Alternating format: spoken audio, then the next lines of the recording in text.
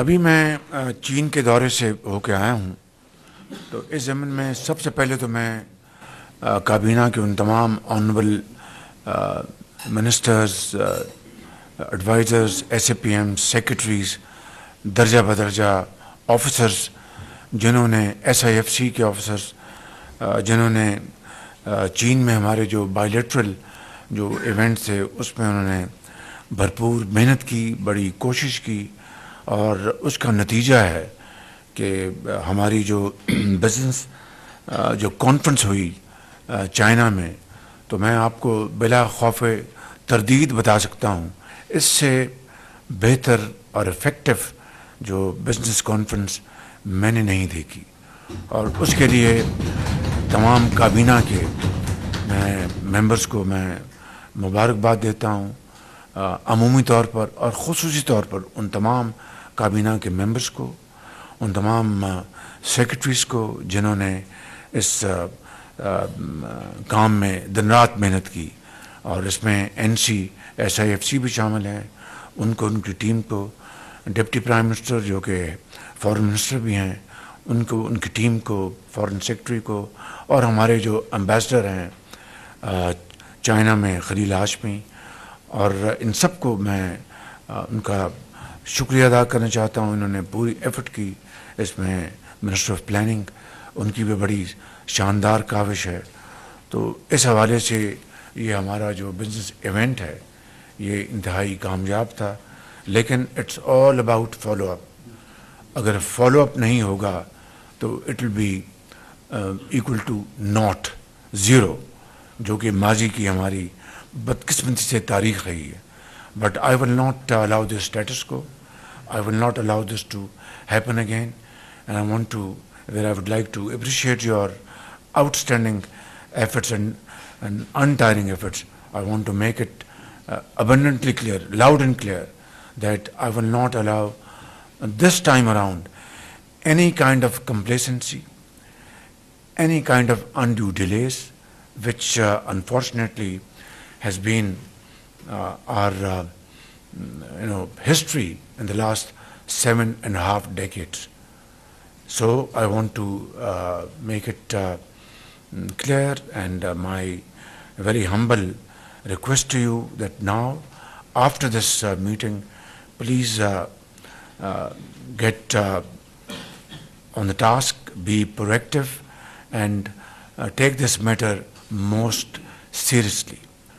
But if there is any complacency, any undue delay, I will not tolerate that. I want to make it loud and clear. Make no mistake about it. ہماری اپنا جہاں پر S C او کی meeting ہوئی، اس کے بعد ہماری bilateral meetings ہوئیں، پھر ان کی پریڈ تھی اس میں ہم شامل ہوئے۔ ایک دنیا کی ایک طاقت بن چکا ہے، اقتصادی اور ایک عسکری قوت بن چکا ہے، جو کہ اس کا مظاہرہ انہوں نے کیا۔ تو چار انہوں نے جو سی پیک 2.0 کا جو اس کے خد و خال ہیں، جو پلرز ہیں، ایگریکلچر اور agriculture. Number 2، B2B investments, special economic zones, mines and minerals, اور KKH کا انہوں نے اعلان کر دیا، اس کی جو فائنینشیل ماڈل جو ہے اس کا بھی انہوں نے بتا دیا۔ 85% چین کی انویسٹمنٹ ہوگی اور 15% پاکستان کی ہوگی، یہ انہوں نے وہاں پہ اس کا اعلان کر دیا ہے۔ اور اب 26 سپٹمبر کو ایسن اقبال تشریف لے جائیں گے، اور وہاں پر سی پیک 2.0 کا باقاعدہ انشاءاللہ اعلان ہوگا۔ میں ان ٹرمز آف فگر بتا دوں، جو بیجنگ میں جو ہمارا جو بزنس ایونٹ ہوا تھا، it culminated in terms of announcements for $8.5 billion worth both JVs and MOUs۔ تو یہ بہت آپ سب کو مبارک ہو۔